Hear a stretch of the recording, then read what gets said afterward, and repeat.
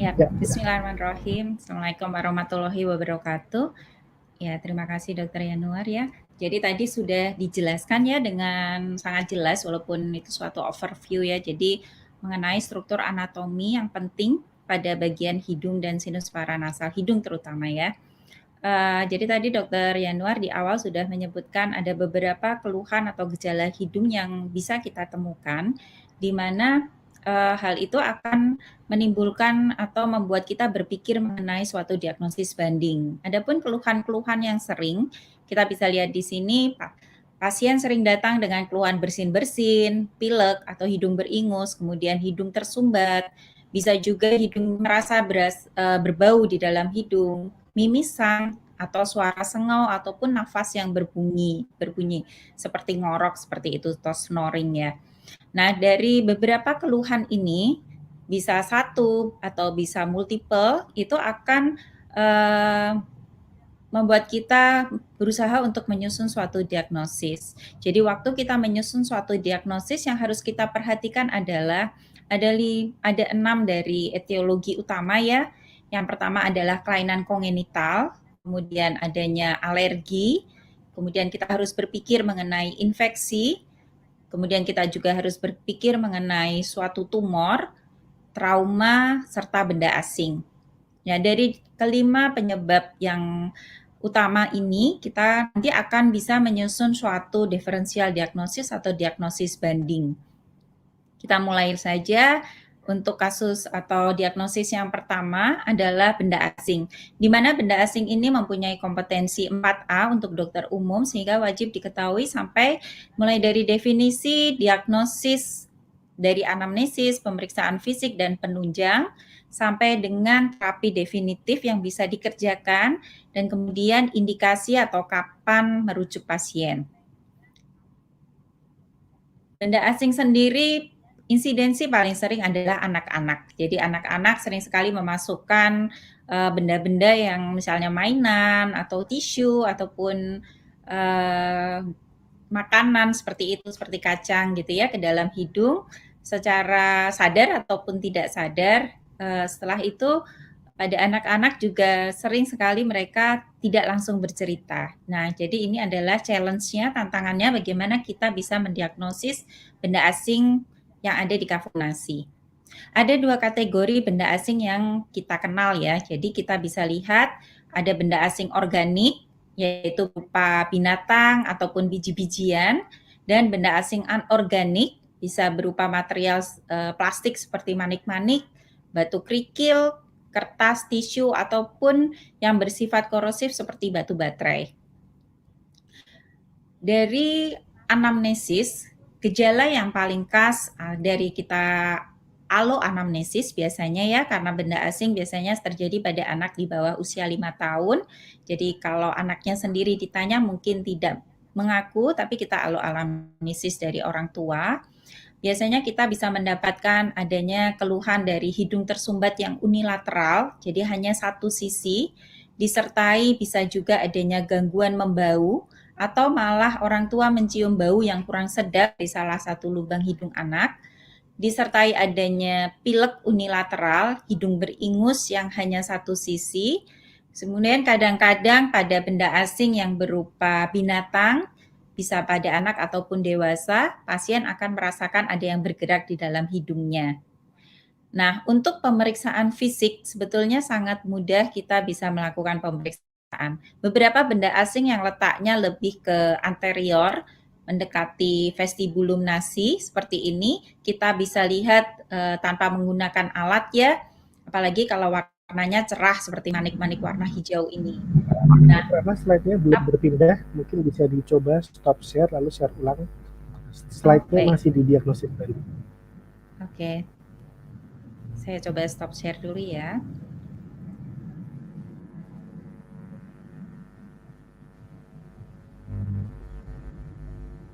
Untuk mahasiswa sambil persiapan untuk melakukan presensi, link untuk presensi Google Form sudah ada di kolom komentar ya. Silahkan diklik untuk kolom komentarnya untuk mengisi presensi, kemudian gunakan kolom komentar YouTube hanya untuk pertanyaan ya.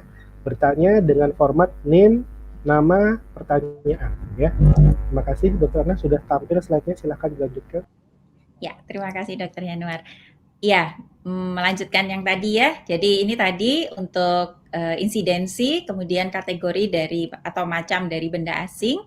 Nah, ini adalah bagaimana kita menyusun suatu diagnosis. Tentu saja diagnosis kita sudah sangat memahami ya. Kalau kita mau mendiagnosis, kita susun berdasarkan anamnesis, yaitu gejala yang dirasakan pasien atau anamnesis dari keluarga terdekat, kemudian pemeriksaan fisik, dan mungkin kita membutuhkan pemeriksaan penunjang apabila pada anamnesis dan pemeriksaan fisik tidak cukup jelas untuk menegakkan diagnosis. Tadi kita sampai pada pemeriksaan fisik ya. Jadi pada pemeriksaan fisik seperti yang tampak pada gambar, di sini kadang-kadang kita tidak membutuhkan alat untuk melakukan pemeriksaan apabila benda asingnya cukup besar, berwarna cerah, apalagi terletak lebih ke anterior, seperti yang tampak pada gambar manik-manik warna hijau. Tapi beberapa kasus di mana benda asingnya lebih berada di kafumnasi bagian medial ataupun posterior, kita tentu butuh melakukan pemeriksaan. Pemeriksaan yang bisa dilakukan cukup sederhana, kita lakukan rinoskopi anterior dengan menggunakan spekulum hidung dan lampu kepala untuk mengidentifikasi lokasi, jumlah benda asing, bentuk, serta kemungkinan material yang menjadi penyebabnya. Paling banyak memang benda asing berada di antara konka inferior dengan septum nasi atau di meatus inferior, karena lokasinya mungkin sesuai dengan gravitasi ya, dia lebih ke inferior. Nah, bagaimana pada keadaan kita tidak bisa melihat benda asing? Kalau benda asing itu baru dimasukkan ke hidung, belum ada reaksi inflamasi di dalam hidung, kita bisa melihat dengan jelas. Tapi setelah ada reaksi inflamasi, ada udem, ada sekret yang menutupi benda asing itu, tentu kita membutuhkan pemeriksaan penunjang. Di sini kita bisa lakukan pemeriksaan endoskopi berupa nasoendoskopi ataupun nasofaringoskopi, yaitu prosedur untuk melihat kafumnasi dengan menggunakan teleskop dan kamera sehingga kita bisa mengidentifikasi dengan lebih jelas. Atau bila benda asingnya berupa benda asing yang mempunyai unsur logam, kita bisa lakukan foto polos, ronsen nasal, anterior, posterior, dan lateral. Jadi khusus yang benda asing logam kita bisa lakukan pemeriksaan foto polos. Sedangkan pada benda asing non logam kita tidak bisa melakukan foto polos karena nanti tidak akan tampak benda asingnya, sehingga kita bisa lakukan pemeriksaan penunjang lain berupa endoskopi. Ya, pada modul 4 ini kita lebih fokus untuk membahas mengenai bagaimana mendiagnosis. Jadi nanti untuk tata laksana mungkin kita akan mempelajari lagi lebih lanjut pada modul 5.2. Ya, untuk kasus yang berikutnya atau diagnosis yang berikutnya adalah epistaksis. Tadi sekilas sudah disampaikan oleh Dr. Yanuar, vaskularisasi penting yang ada pada hidung yang perlu diketahui untuk membedakan apakah nanti pasien itu termasuk dalam epistaksis anterior atau posterior. Jadi kita bisa lihat untuk etiologi epistaksis sendiri, jadi epistaksis itu adalah perdarahan yang keluar dari hidung. Pada kasus yang ringan, mungkin darah hanya menetes dari hidung. Pada kasus yang berat, perdarahan itu bisa keluar dari hidung dan dari orofaring. Jadi mengalir dari hidung ke nasofaring, kemudian keluar dari mulut. Ada kasus-kasus epistaksis yang berat. Faktor-faktor etiologinya terbagi menjadi dua. Yang utama adalah faktor lokal. Faktor lokal artinya faktor-faktor yang berkaitan langsung dengan hidung. Sedangkan etiologi yang berikutnya adalah sistemik, yaitu kelainan-kelainan yang ada di dalam tubuh seperti kelainan metabolisme, vaskuler, dan lain-lain yang nanti bisa berpengaruh terhadap struktur pembuluh darah di kafumnasi. Untuk faktor lokal yang paling sering adalah trauma, baik itu pada anak-anak maupun dewasa. Trauma ini bisa menyebabkan epistaksis. Trauma ini bisa yang berat seperti trauma kecelakaan seperti itu, ataupun trauma ringan seperti kebiasaan mengkorek-korek hidung sehingga ujung kuku ataupun jari bisa mencederai daerah di sisi anterior dari hidung. Untuk kelainan sistemik yang paling sering tentu saja hipertensi, terutama pada pasien dengan usia tua. Pada kasus-kasus hipertensi akan mudah sekali terjadi perdarahan dari hidung. Untuk diagnosis sendiri, epistaksis ini terbagi menjadi dua, yaitu epistaksis anterior dan epistaksis posterior.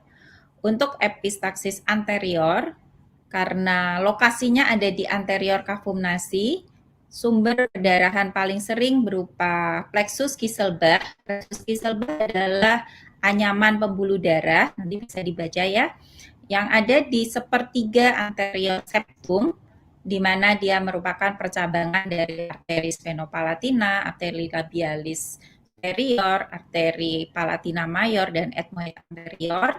Dia melakukan anastomosis, ada anastomosis di anterior, dan itu mudah sekali berdarah, terutama pada anak-anak yang mempunyai kebiasaan picking nose ya, atau korek-korek hidung. Kemungkinan lain adalah etiologinya bisa berasal dari septum, bisa berasal dari konka inferior, ataupun bisa berasal dari vena retrokolumelar yang lokasinya ada di posterior dari vestibulum nasi. Gejalanya sangat khas kalau untuk epistaksis anterior. Nanti kita bisa bedakan dengan yang posterior. Di sini kita bisa lihat pada epistaksis anterior karena penyebabnya biasanya arteri yang kecil atau arteriol malahan, sehingga sering sekali perdarahannya hanya sedikit-sedikit menetes seperti itu. Kemudian dalam 5 menit sesuai dengan clotting time atau waktu pembekuan darah, dia akan berhenti sendiri. Jadi kalau sumber perdarahan ini jendalan darah, otomatis luka akan tertutup dan berhenti. Yang paling penting apa? Kita mendiagnosis epistaksis posterior bila pada saat kita melakukan pemeriksaan fisik, kita melihat adanya bleeding point kafum nasi anterior. Di mana lokasinya sudah disebutkan ya, ada beberapa tempat yang bisa menjadi bleeding point. Apabila kita melihat sumber perdarahan yang jelas seperti yang tampak di gambar ini, kita diagnosis pasien sebagai epistaksis anterior. Nah, sekarang untuk epistaksis posterior. Kalau tadi letaknya di seperti anterior kafum nasi, epistaksis posterior biasanya sumber perdarahannya terletak di setengah atau di 2/3 posterior dari kafum nasi sampai di daerah nasofaring. Etiologi paling sering adalah hipertensi pada orang geriatri atau dewasa tua ya. Kemudian penyebab perdarahan yang paling sering adalah perdarahan dari arteri sphenopalatina ataupun cabang-cabangnya. Bisa dilihat ada cabang septal, kemudian ada yang cabang konka inferior. Nah, tapi pada prinsipnya perdarahan yang bersumber dari arteri sphenopalatina, karena arterinya besar nanti akan menimbulkan perdarahan yang lebih hebat, lebih banyak jumlahnya dibandingkan epistaksis anterior.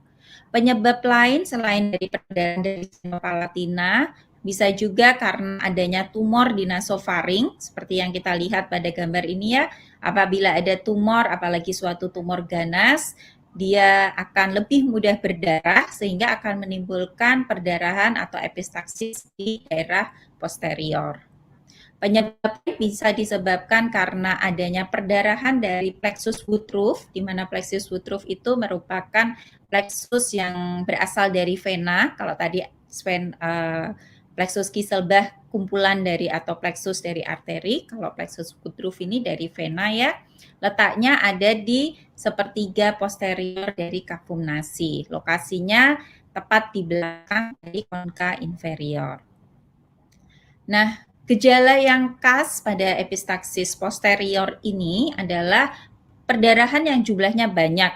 Bisa berdarah dari nares anterior ya, kalau pasien menunduk ataupun tidak menunduk perdarahannya masif dari anterior kafum nasi, ataupun perdarahannya mengalir ke tenggorok. Jadi pasiennya merasa kalau saya meludah atau mengeluarkan dahak, bercampur dengan darah. Nah, itu ciri khas dari epistaxis yang posterior. Kemudian perdarahannya jumlahnya banyak karena tadi kita sudah melihat ya penyebab utamanya arteris venopalatina di mana arteri ini cukup besar. Kemudian tentu saja karena arterinya besar, kalau dia untuk berhenti itu membutuhkan waktu yang lama dan sering sekali menyebabkan pasien harus sampai ke UGD sehingga harus dipasang tampon untuk menghentikan perdarahan. Tandanya kalau tadi kita bisa melihat dengan rinoskopi anterior, kita melihat di sepertiga kavum nasi untuk epistaxis anterior, pada epistaxis anterior kadang-kadang kita tidak bisa melihat jelas dengan pemeriksaan rinoskopi anterior karena bleeding point-nya lokasinya ada di tengah sampai dengan posterior atau nasofaring. Sehingga kadang-kadang kita memerlukan pemeriksaan tambahan seperti nasoendoskopi. Tapi yang tanda khas kita menemukan bleeding point itu lokasinya ada di kavum nasi posterior atau nasofaring, atau kita menemukan adanya postnasal bleeding, yaitu apabila kita melakukan pemeriksaan tenggorok, kita melihat ada aliran darah di dinding faring. Nah, itu salah satu dari tanda epistaxis posterior. Ini adalah secara skematis untuk vaskularisasi, sudah sedikit disinggung ya. Pada plexus Kieselbach kita bisa melihat lokasi plexus Kieselbach ada di sepertiga anterior dari kavum nasi, sedangkan lokasi arteris venopalatina letaknya lebih di posterior. Tentu itu yang menyebabkan perdarahan epistaxis anterior dan posterior. Kami akan mulai. Bismillahirrahmanirrahim. Materi kita adalah hari ini cukup banyak ya.